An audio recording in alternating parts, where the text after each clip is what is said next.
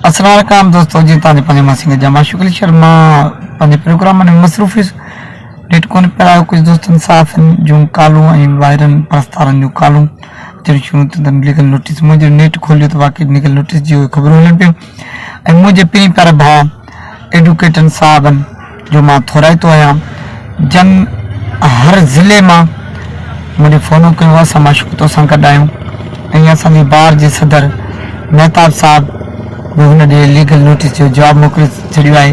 मां मेहताब साहब जो थोराए थो आहियां। वकील एजाज चांडी साहब बयानु आहे जन दोस्तनि पोस्ट रखियो आहिनि जन मूंसां राब्ता कया आहिनि। मां उन्हनि जो बि शुक्रगुज़ार आहियां।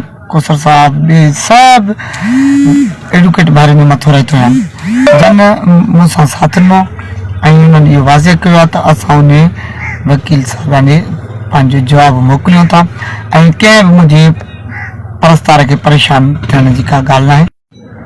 मुझे पहिरीं प्यारो भाउ एडवोकेट मेहताब साहब बार जो सदर जंहिं लीगल नोटिस उन वकील न्यायाणी ॾे मोकिलियो आहे वकील साहिब जंहिं मोकिलियो नालो त मूंखे नथो अचे सर कहिड़ो नालो ऐं उन मोकिलियो आहे ऐं उनखे असां कानूनी तरह सां जवाबु ॾियूं पिया। मुंहिंजे कंहिं परस्तार खे मायूस थियणो न आहे।